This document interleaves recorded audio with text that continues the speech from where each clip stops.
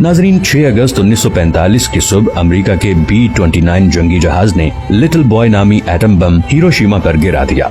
ये किसी इंसानी आबादी पर फेंका जाने वाला पहला जौहरी बम था। इस एटम बम को जमीन से टकराने में 44.4 सेकंड्स लगे।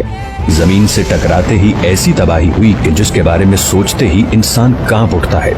एटम फटने से पैदा होने वाली खौफनाक हिद्दत और ताबकारी ने 1,40,000 जापानी शहरियों को लम्हों में हलाक और हजारों को झुलसा दिया।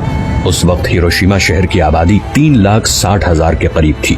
6 अगस्त को एटम बम से हिरोशिमा की तबाही के 16 घंटे बाद अमेरिकी सदर हैरी ट्रूमैन ने जापान को हथियार फेंकने की धमकी देते हुए कहा कि अगर वो अब भी हमारी शराइत तस्लीम नहीं करते तो फिर उन्हें फजा से बरसती ऐसी तबाही के लिए तैयार रहना चाहिए कि जिसकी मिसाल इस दुनिया में पहले कभी मौजूद नहीं थी। जापान अभी अमेरिका के खौफनाक एटमी हमले से संभला भी नहीं था कि 9 अगस्त 1945 को अमेरिका ने दूसरा एटमी बम जापान के शहर नागासाकी पर गिरा दिया, जिससे 70,000 शहरी लुक़्माए अजल बन गए। इस बम को फैट मैन का नाम दिया गया था। लेकिन क्या आप जानते हैं कि नागासाकी दूसरे एटम बम का असल निशाना नहीं था?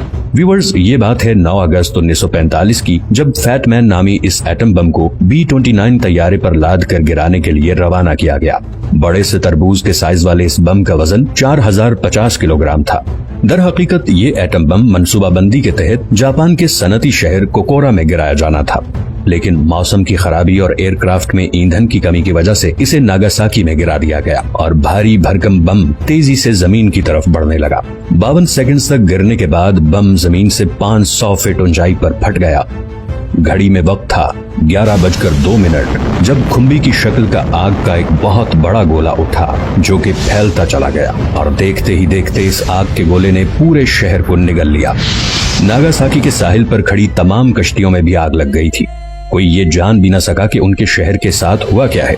एहसास होने से पहले सब कुछ खत्म हो चुका था। नाजरीन, अमरीकी एटम बम हमलों से सिर्फ लाखों इंसानों की मौत और 2 शहरों की तबाही ही नहीं हुई, बल्कि हजारों अफराद मोहलिक बीमारियों में भी मुब्तला हुए।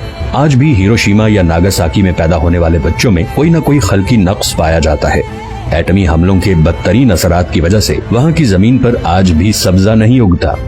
बिलाशुबा इंसानी तारीख में इससे बड़ा जुल्म पहले किसी ने नहीं किया जितना उस वक्त की अमरीकी हुकूमत ने किया। लेकिन इतनी तबाही के बाद भी इंसान सबक लेने को तैयार नहीं।